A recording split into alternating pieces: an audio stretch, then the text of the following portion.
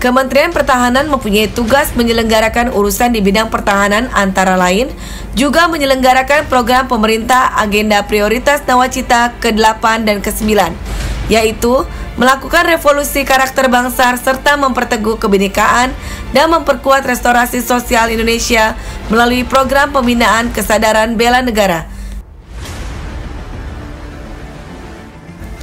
Ada sesuatu yang paradok apabila mencermati pada fenomena bangsa saat dikaitkan sejarah perjuangan para pendiri bangsa dalam memperjuangkan kemerdekaan dengan seluruh pengorbanan baik fisik, harta benda maupun nyawanya. Di sisi lain, ada fenomena yang kontradiktif dengan apa yang dipertontonkan, sikap dari perilaku sebagai anak bangsa yang belum mencerminkan sesuatu yang diharapkan, di mana para generasi penerus diharapkan mampu meneruskan keinginan atau cita-cita para pendiri bangsa Indonesia yang kita cintai.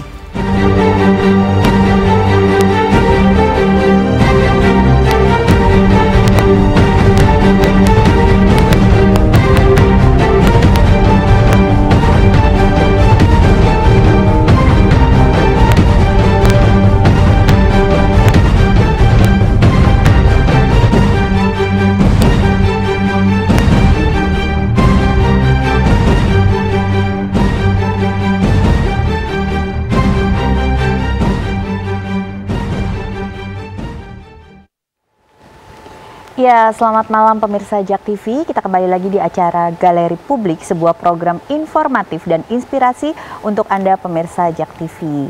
Dan hari ini kita akan membahas tentang konsep bela negara yang kekinian. Oke, sesuai Peraturan Menteri Pertahanan Republik Indonesia Nomor 58 Tahun 2014, Direktorat Jenderal Potensi Pertahanan atau yang biasa dikenal dengan Ditjen Pothan mempunyai tugas merumuskan serta melakukan kebijakan dan standarisasi teknis di bidang potensi pertahanan militer.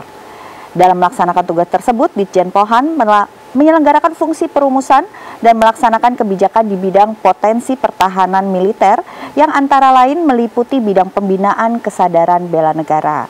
Terkait dengan pembinaan kesadaran bela negara, berbagai produk kebijakan tentang pembinaan kesadaran bela negara tentu saja telah disusun oleh Direktorat Jenderal Potensi Pertahanan. Begitu juga pembinaan kesadaran bela negara pun sudah barang tentu dilaksanakan dengan berbagai metodenya. Nah, malam ini saya tidak sendirian di studio karena sudah hadir beberapa narasumber saya yang sangat kompeten di bidangnya dengan konsep bela negara kekinian. Yang pertama adalah Bapak Laksma TNI Dr. H.M. Faisal, MMCDO, selaku Direktur Bela Negara Ditjen Pothan, Kementerian Pertahanan. Selamat malam, Pak. Selamat malam, Mbak Gerga. Bapak panjang sekali ya ininya, gelarnya. Saya salutnya nih, sekolahnya banyak banget nih, Pak, ini pastinya. Nah, lalu ada Mas Sunan Kalijaga, selaku Wakil Kepala Forum Bela Negara Kementerian Pertahanan. Selamat malam. Malam ini army look sekali dengan hijaunya bela negara. Bela negara banget. Bela negara banget. Lalu ada Mbak Anita Hara, perwakilan dari artis. Juga ada Mas Riki Perdana dari artis juga. Jadi malam ini semuanya. Ya, jadi malam ini saya ditemani oleh dari berbagai profesi yang tentunya sadar sekali dengan konsep bela negara yang kekinian ya. Nah Pak, saya manggilnya Pak Faisal aja ya Pak boleh, ya? Abang juga boleh. Oh Abang boleh, kayaknya Abang aja lebih akrab ya Bang ya.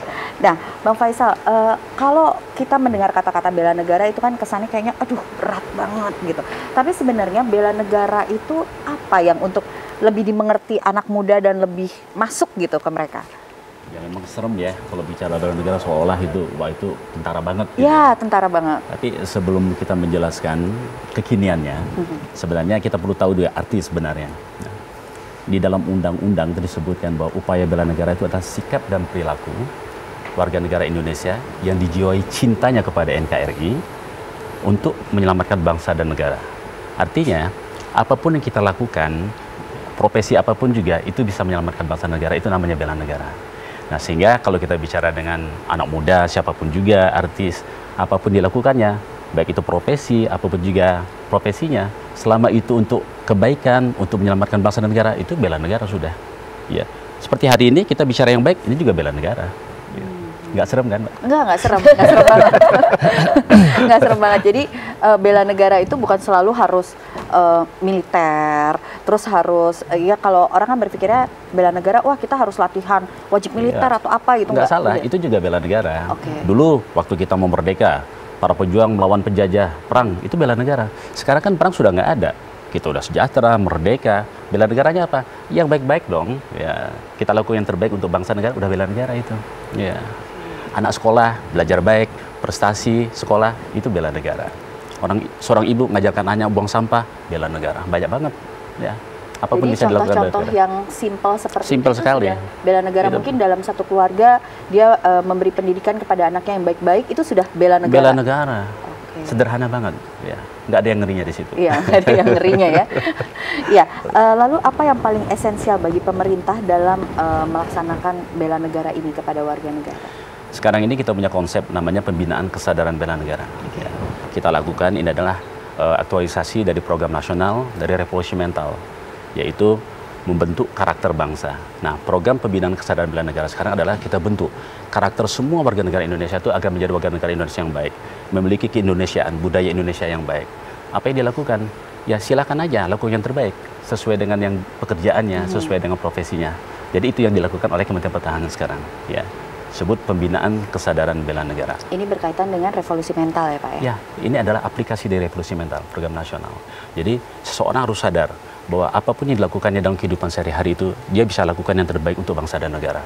Ya, walaupun sedikit itu sudah bela negara namanya. Ya.